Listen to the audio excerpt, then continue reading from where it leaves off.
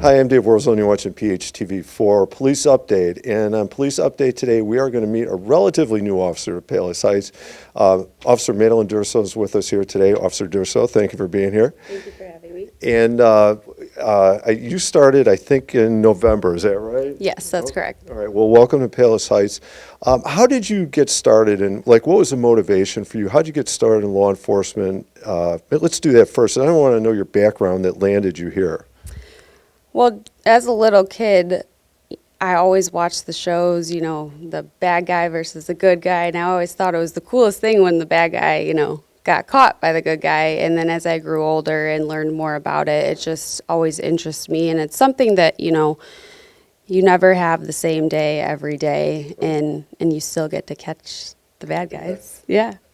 It's cool that it's interesting to think that the inspiration started when you were actually probably very young, right? Did you study criminology somewhere then? Is that? No, I didn't. I got my bachelor's degree at Loyola University in Chicago in communications. I actually had my first semester of college at a different college, and because of the transfer credits, I just ended up picking communications at the time. So when you were at Loyola, did you still think you wanted to get into like law enforcement of some kind? Yeah, but unfortunately, since I transferred, there were some classes you had to take in the first semester, and I didn't want to take college longer than the 4 years. Okay. So I just, you still need communication to do the job too. So. And so new to Palos Heights, but you have background. You were an officer prior to this. What was your background prior to coming to Palos Heights? So I started with police dispatching in Chicago, and then I moved to the Chicago Police Department. I worked there for about a year. I unfortunately got injured, and then I went back to dispatching for a little bit out in Will County, and then I came here. Okay, well, welcome to Palos Heights. We're glad to have you here. Maybe you've answered this. It sounds like your inspiration to go into law enforcement was some of the TV you were watching as you grew up. Was there any other inspiration to do it, or was that the thing all the way through, even through college? The other inspiration I had a best friend in high school, and her mom is actually in the FBI, and I thought that was the ultimate coolest thing. And then again, like I said, as I got older, the more I learned about what she did, it really fueled my fire to really, want to do this job and continue on. All right, good. Well, I'm glad you landed here. How about, and we were talking about this a little bit earlier, just like you mentioned, no day is kind of the same. I mean, what does a typical day look like for you? Because you've had experience, so now you've been in Palos Heights for a few months.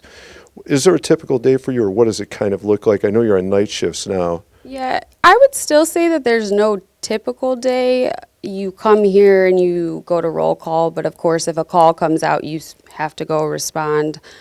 But as the night goes on, usually, again, traffic dies down. We do a lot of traffic around here, traffic enforcement, but again, no day is ever the same. And I'm going to generate some sympathy because I've heard these stories. So your night shift goes like 6 p.m. to 6 a.m. Is that right? But and you don't automatically get to home. Like you had court today, yeah, so like you had day duty. How did that happen?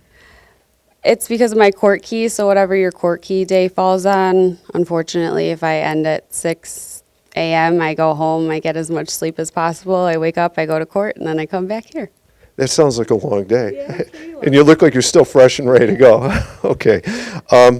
Related to this then, when you think about, like your career as an officer and maybe at Palos Heights, are there certain other areas you'd like to look into? And I think about that because like the CIT group, or to me that seems like an interesting area. Maybe be a detective. You mentioned FBI. That's a whole other layer or level of law enforcement.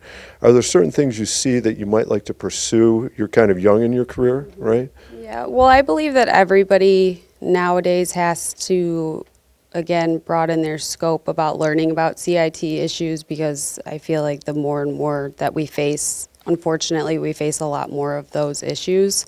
But in regards to the other aspects, detective, obviously, again, it's all the same job, but then once you start going into those positions, it's the same job plus then more just responsibilities. And so, but I'm open to anything. I love learning, so wherever wherever it takes me, I'm open to it. I'm sure you'll have those opportunities. CIT, we maybe should have Crisis Intervention Team. Can you talk a little bit, like, what does that mean? Because you talked about how important that is. What does CIT look like? It's knowing how to handle different, mental health crises, and again, because different instances require different responses, Right. and so again, you have to deal with all of them, and you never know what you're going to get. So the more knowledge you have on it, the better you can respond, and the better you can help that person. Right. That's an excellent point, because you talked about putting away bad guys, but the crisis intervention teams deals with different types of problems that aren't necessarily about. They may involve putting away bad guys, but something other. All right, those are all the easy questions. You ready to get serious now? Yeah. All right, those are easy. These are the hard ones. When you were little, when you were in grade school, what did you want to be when you grew up? I wanted to be a veterinarian. I didn't see that coming. I thought you were going to say FBI. I picture little Madeline Durso at age 5. Yeah. And a vet. What was the motivation to be a vet, do you think? That's my second biggest passion is animals. I think this year, we're on our fourth foster dog because I can't say no. Whenever I see a lost dog, I can't take it to the pound. I would rather just take it home. Okay, so if you decide to walk away from law enforcement, we might see you open up your own vet. Okay, how about this one? When you need to, like, get away, go on vacation, recharge your battery, what do you do, or where do you go? Somewhere with a beach that's warm. But if I can't get away on vacation, I am a huge runner. I've ran 11 marathons. I think, again, it hits on so many different aspects. It's a way to clear your mind. It's a way to get exercise. It's tiring, but. Have you done the Chicago Marathon? Yes. Boston? Yes. New York? No. All right, Boston, New York. Do you have a marathon out there that's on your bucket list? You want to do that, or? It was Boston, and once I did Boston, I decided I'm never going to train like that ever again because it was very hard to qualify. But I would like to do New York maybe one day, but I'm doing the Chicago again this year. So. Well, good luck. We'll be looking for your time. All right, how about let's pretend that you're a little further in and you're talking to a rookie officer, somebody brand new. What advice would you give them about starting out on the job?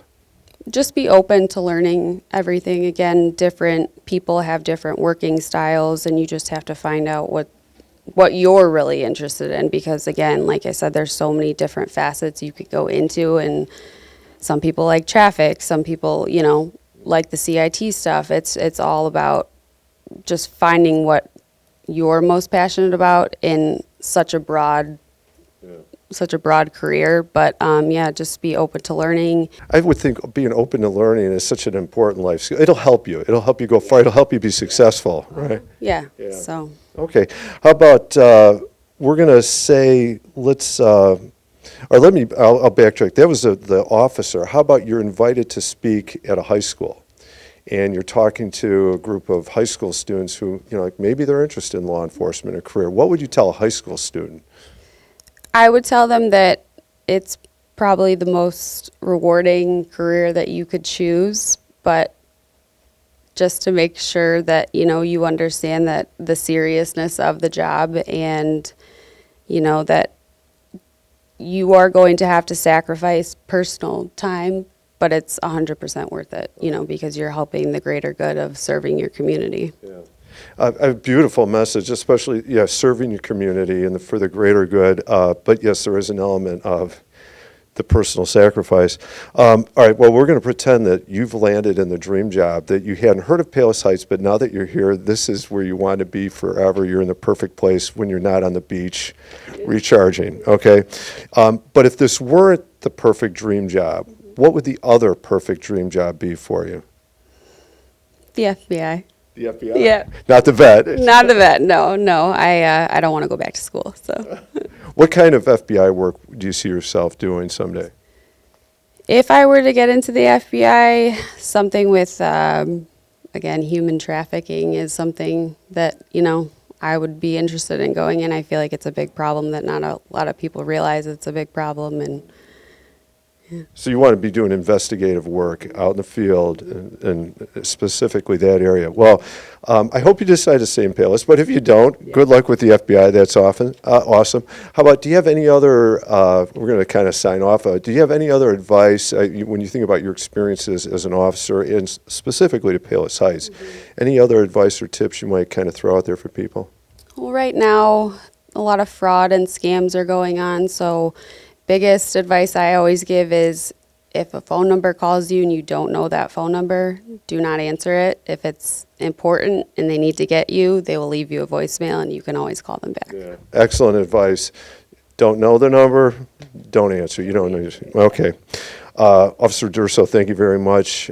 Good luck. I hope you have a long career in Palos until you go work for the FBI. All right. Thank you. Thank you for being here. Thank you.